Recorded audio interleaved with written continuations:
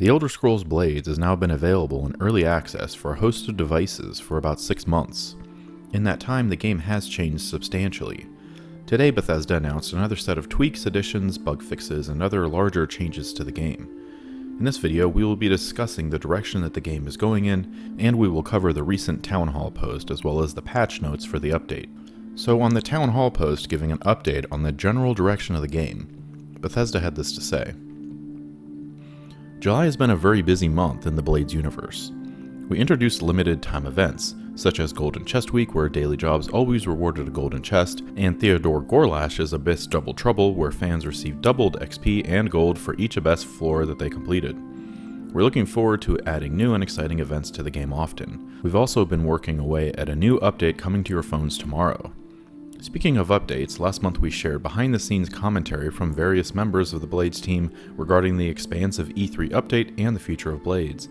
We discussed everything from unicorn statues and dragons to PvP and Switch. Now it's time to discuss what's next. Update 1.2. Update 1.2 and you. The update coming to Blades on Wednesday, July 31st is packed with new content. When you boot up the game after Update 1.2, you'll see brand new additions to the game, such as new enemies, including Atronox, new challenges with varying difficulty levels and gem rewards, enemy weakness icons so you can make informed strategy decisions, improved lip sync for voiced NPCs, more challenging and diversified arena opponents, and a hide helmet option in the character menu, meaning you won't see your helmet even if it's equipped. With regards to the Atronox, we wanted to give you a couple of tips before you go diving headfirst into battle. First, it's important to note when you'll start seeing them. If you're level 20 or above, gear up for some difficult combat up ahead, as that's when Atronox will start appearing. Second, we thought it would be best to give you a slight advantage in battle with this hint. All potent Atronox and above will have a unique spell. While that spell is active, you'll need to destroy their armor as fast as you can. Otherwise, their health will regenerate and there will be no way to interrupt their spells. Those may be the update's highlights, but that's certainly not all you'll see. For example, Henrik can now train you in blocking critical hits and combos. If you've been struggling in battle, put your mind at ease by training with Henrik.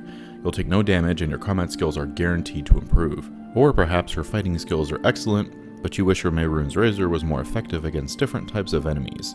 Luckily for you, the Mehrunes Razor can now instantly kill humans, mare, and beast folk.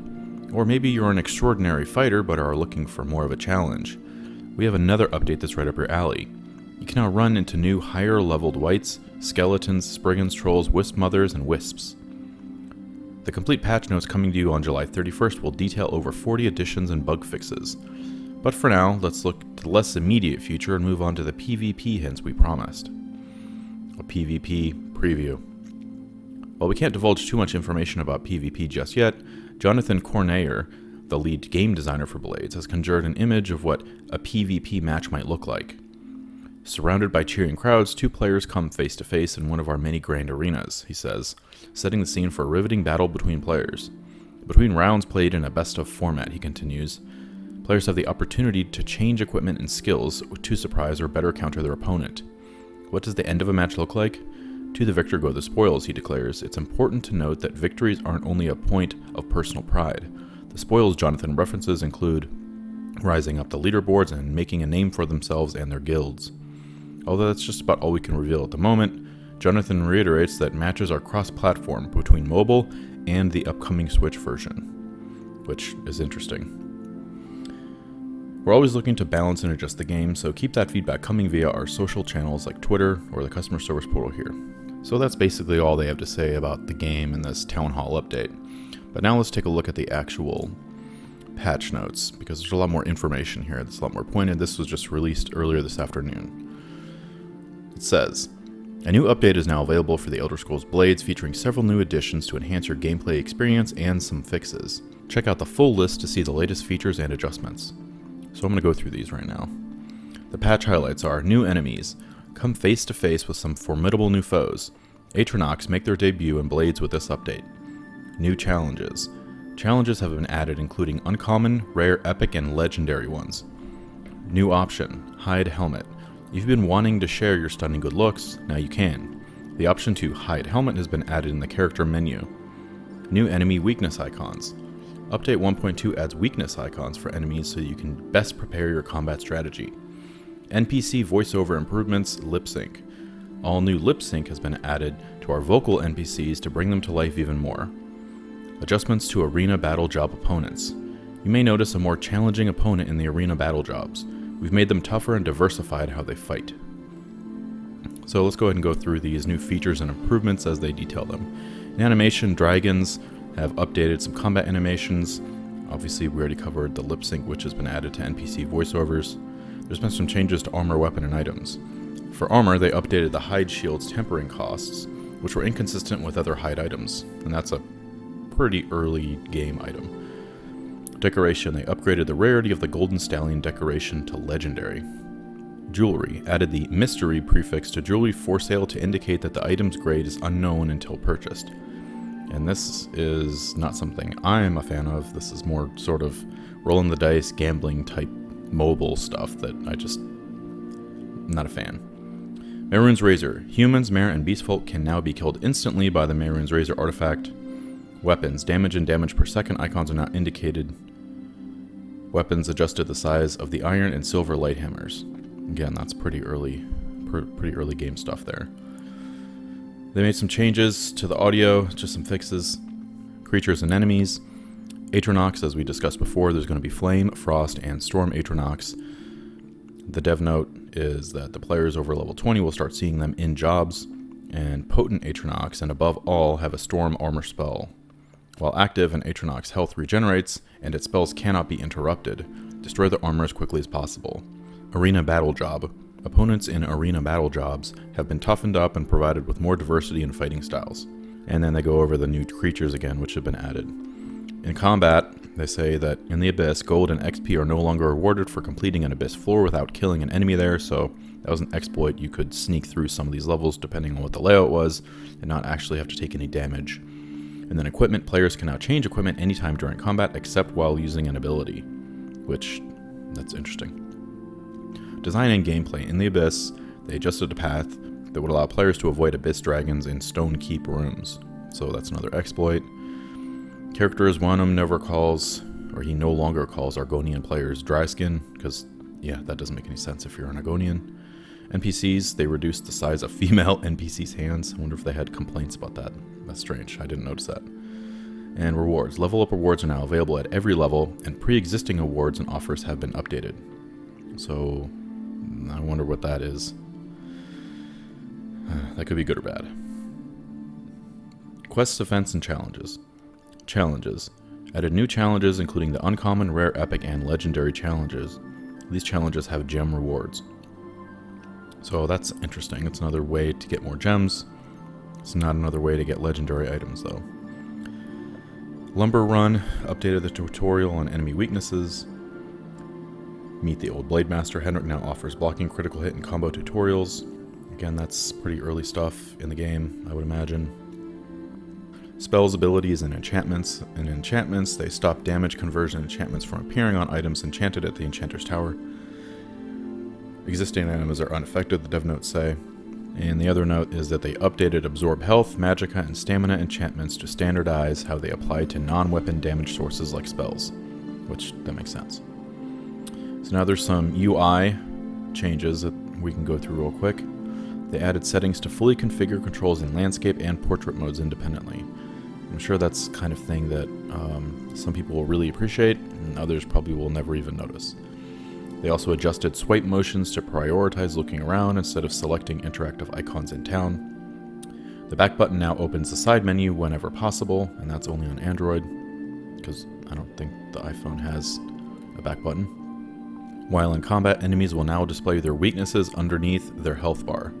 That's an interesting addition. An elemental damage icon now appears next to the resist message to convey the resisted element type. And they added a warning when equipping a skill that cannot currently be used. Which, that's useful, I guess. They updated the matching set perk icon, because reasons. They added a Bethesda Net login button to the initial Thalmor battle. I laugh at that because of the recent Bethesda Net login sort of fiasco that happened with the Doom 1 and 2 releases earlier this week. Pop-up. Tips will now appear upon death on how to defeat the enemy that caused the player's death. which I'm sure is useful, especially early in the game. In the settings, they added the option to hide helmet in the character menu again, so that you can have a helmet equipped, but it doesn't actually show, so you can, I guess, make screen captures or something. Filtering options have been added to the miscellaneous tab in the character inventory, which is always useful when you got a lot of items. They added health, magicka, and stamina bars to the inventory's potions list to preview the effect of restoration potions, which I need to check that out because it might show you, for example, what a major health potion will do to your health versus a minor one. They added a tutorial on enemy elemental resistances, a new tutorial on reviving, and the dev note says that all players should see this tutorial upon their first death. Viewing this tutorial will provide players with a free scroll of revival. And now there's a bunch of bug fixes, which I'm not going to go through all these because, you know, it's bug fixes. So that about covers it. I'd say it's a pretty substantive update. Bethesda has continued to do a lot of work on this game. At its core, it's not going to be anything amazing, I don't think, but it is a good time waster. I find myself, I'm still coming back to it 6 months later. I did a review on it several months ago, after it had sort of been iterated upon and the major tweaks were made, and now they're doing smaller stuff, but we still don't have PvP, which I'm not that interested in, but I know a lot of people are. There's been exploits to the game, so how is that going to work for people that have some really good weapons? Obviously, it's pay to win, so how does that work with PvP? Is it just whoever spends the most money gets to win the game? Or is there going to be some way to match player levels in a way that makes sense? They also mentioned in the town hall that you are going to be able to play against Switch players, and I would think it's possible that players that can actually use a controller may potentially have an advantage over touchscreen, but I don't know. It'll be interesting to see. I am kind of looking forward to the Switch version of this because I feel like I would enjoy the game a little bit more, being able to use actual analog sticks, but at the same time, during combat, you can't actually move, and so that'll probably be strange, just hitting triggers. Again, I imagine that the Switch version of this game is going to be releasing pretty soon because they started showing it way back at E3, and they've showed it several times since then, most recently this past week at QuakeCon, so it's evidently pretty close to release. So I would not be surprised anytime in the next month or so to see that sort of shadow drop. So I'll be interested to play that. I'll continue covering Blades because, you know, some people are interested and aren't going to take the time to read through all this and, you know that the game is still being updated. Bethesda's still taking our feedback.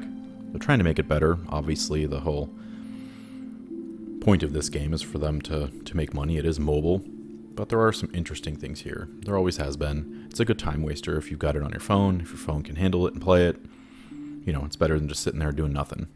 And with the upcoming Switch release, they've already confirmed that any progress you make on your phone version of the game is going to carry over back and forth with the Switch version. And I really hope that other developers start doing things like this. You know, we just got an announcement for the Outer Worlds coming to Switch.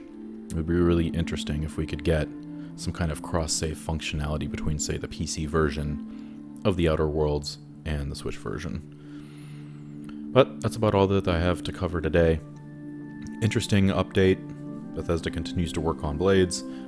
I'll be wondering how much longer this is going to stay in early access, because they continue to make tweaks, but it's really smaller changes. Maybe it's after PvP goes live, and then it'll be the full release, but we'll see. If you enjoyed this video, please be sure to like and subscribe. Maybe click that bell icon. And as always, thank you so much for watching.